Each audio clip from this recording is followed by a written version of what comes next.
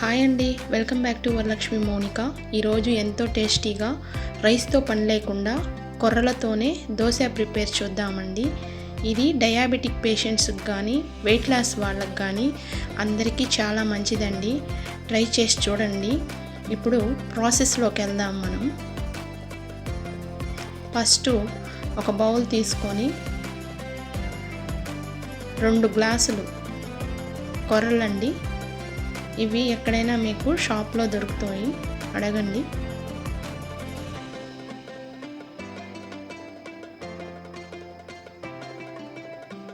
రెండు గ్లాసులు వేసుకొని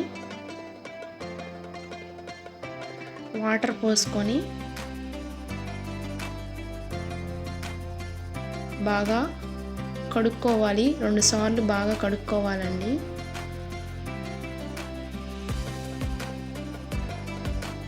అలా కడిగేసి వంపేసిన తర్వాత వాటర్ పోసుకొని బాగా నానబెట్టుకోవాలి.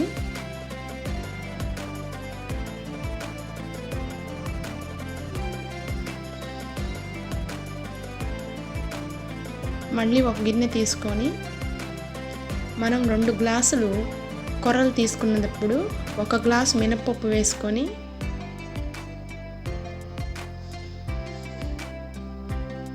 ఒక టీ స్పూన్ మెంతులు వేసుకోవాలి. కలర్ వస్తాయండి బాగా దోశలు.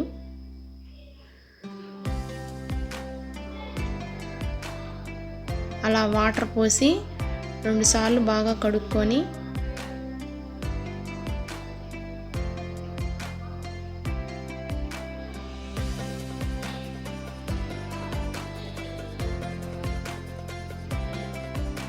ఇప్పుడు మళ్ళీ మంచినీళ్ళు పోసి 5 గంటల సేపు నానబెట్టుకోవాలండి. నానిన తర్వాత మళ్ళీ మీకు చూపిస్తున్నాను చూడండి. వాటర్ లేకుండా అన్నీ వంపేసి మిక్సీ జార్ తీసుకొని కొర్రలు వేసుకోవాలి.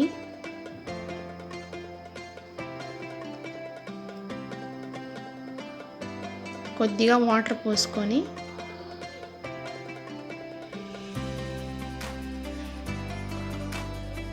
మెత్తగా పట్టుకోవాలండి. పిండి పట్టుకున్న పిండి చూపిస్తున్నాను చూడండి. ఇప్పుడు ఒక గిన్నెలోకి పోసేసుకోవాలి. ఇప్పుడు మినపప్పు వేసుకుంటున్నాను.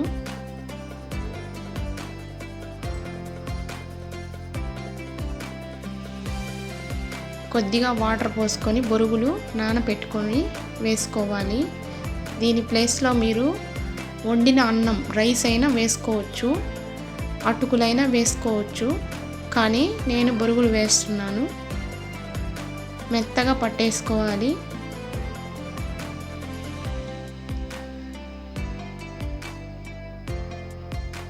చూడండి, ఆ విధంగా ఉండాలి.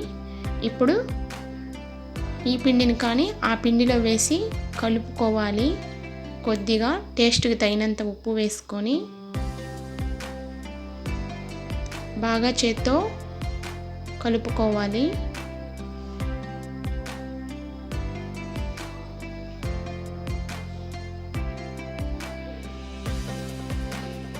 ఇదంతా మనం దోశ పిండి ఎలా కలుపుకుంటామో అలాగే నైటే కలిపి పెట్టుకొని మూత పెట్టుకొని పక్కన పెట్టేసేయాలండి. ఇప్పుడు తర్వాత రోజు చూపిస్తున్నాను. అలా బబుల్స్ వస్తుంటాయి చూడండి. పిండి బాగా ఉబ్బినట్టు అక్కడక్కడ బబుల్స్ కనిపిస్తున్నాయి కదా మీకు. కొద్దిగా వాటర్ వేసుకొని కలుపుకోవాలి. ఎక్కువ నీళ్లు పోసి కలుపుకోకూడదు.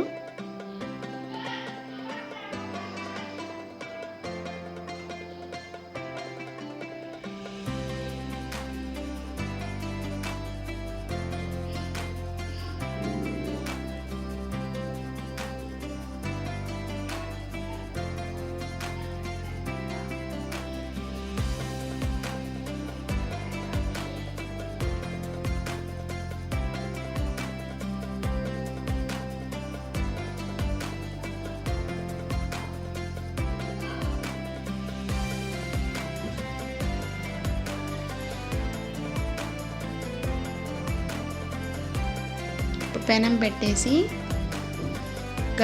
గరిటెతో వేసుకొని పిండి పోసుకోవాలి.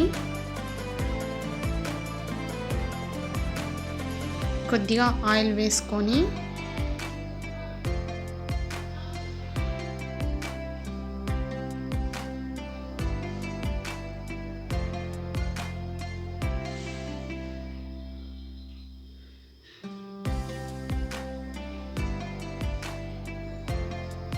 ఇప్పుడు మళ్ళీ వెనక్కి తిప్పి వేసుకొని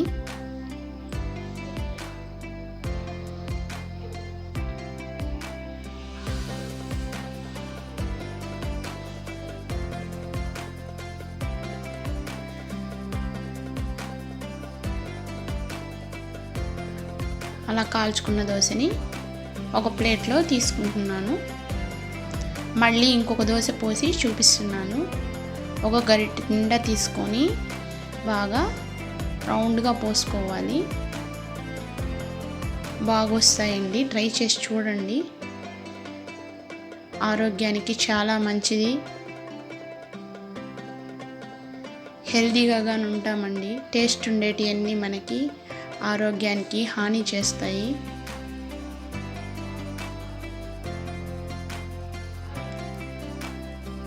ఉల్లిపాయ కారం ఉంటే దోశ మీద అప్లై చేసుకుంటే చాలా టేస్టీగా ఉంటుంది.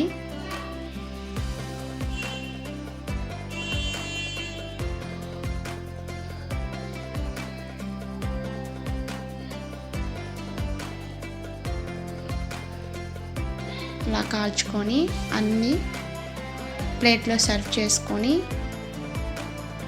కారంతో తింటే కొర్రల దోశలు చాలా రుచిగా ఉంటాయండి. ట్రై చేసి చూడండి. నా వీడియో కానీ మీకు నచ్చుంటే సబ్స్క్రైబ్ చేసి లైక్ చేసి షేర్ చేయండి.